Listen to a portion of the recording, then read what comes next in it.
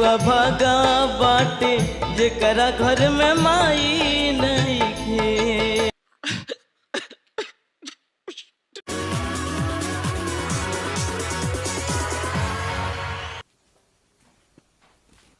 Hello सर।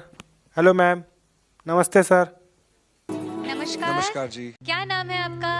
Ma'am हमारा नाम रंजीत था और हम बिहार से आयल बानी। गाना सीखा कहाँ से आप? सर हम गाना अपना माई से सीखले बानी। हमार पहला गुरु और म्यूजिक टीचर हमार माई है। क्या बात है। जब हम 4-5 साल के रहनी तब से ही हमार माई हमरा के म्यूजिक सिखावत रहे और हमरा के ट्रेनिंग भी देते रहे। क्या गाने वाले हो आज? सर हम एगो गाना चुनले हई जौना हमरा माई के बहुत फेवरेट है। तुम कह रही थी ये तुमने गाना चुना बिकॉज तुम्हारी मम्मी का फेवरेट गाना है। जी मैम। तो I think I am sure कि आज तुम्हारी मम्मी गाते हुए तुमको सुन रही है, तो बहुत ही। ना मैम, अब हमार माई हमरा साथे नहीं खे। कुछ साल पहले ही हमने के छोड़ के गुजर गईल। सॉरी। लेकिन मैम हमार मम्मी जाते जाते एगो बात कह गईल कि तू जहाँ भी जाइबा एकदम स्ट्रांग बन के रहबा और जहाँ भी ज़रूरत पड़े हमरा के याद कर लिया, हम तोहरा साथे रहब। माँ का स्थान कोई कभी जिंदगी में केहू नहीं खेले सकत मैम। नहीं ले सकता है। वो कभी भी वो खालीपन कोई पूरा नहीं कर सकता है। आपके पापा साथ में आए हैं? मैम मम्मी के गुजर गईला के बाद 1 से 1.5 साल के बाद हमार पापा दूसर शादी कर लियलन। तब पापा रह के भी हमरा साथे नहीं खन। वहे से हम अकेले आ गई निहा। तुम अकेली हो ही नहीं सकती, मैं तुम्हारे साथ खड़ी हूँ। Thank you ma'am. तो ये मम्मी के लिए आप गाओ। जी मैम। आपकी मम्मी को हमारी तरफ से भी सलाम, उनका आशीर्वाद लेके शुरू हो जाए।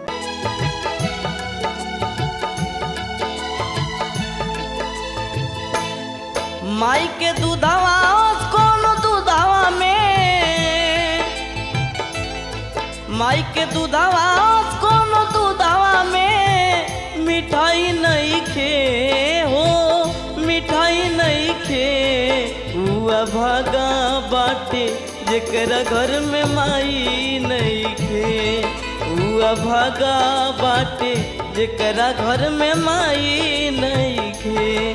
माई के दूधावा कोनो दूधावा में, माई के दूधावा कोनो दूधावा में मिठाई नहीं खे हो, मिठाई नहीं खे। हुआ भागा बाटे जेकरा घर में माई नहीं खे। हुआ भागा बाटे जेकरा घर में माई नहीं खे।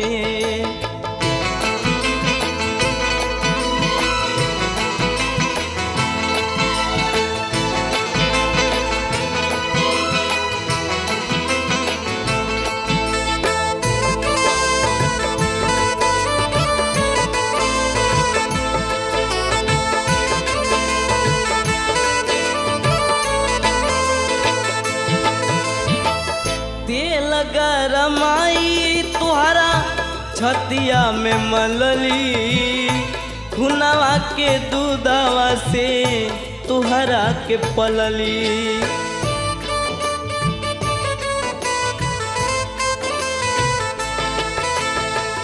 ते लगा रमाई तुहरा छतिया पर मलली, खुनावा के दूधावा से तुहरा के पलली। उनका सेवाल बढ़ के कोनो, उनका सेवाल बढ़ के कोनो कमाई नहीं खे हो, कमाई नहीं खे।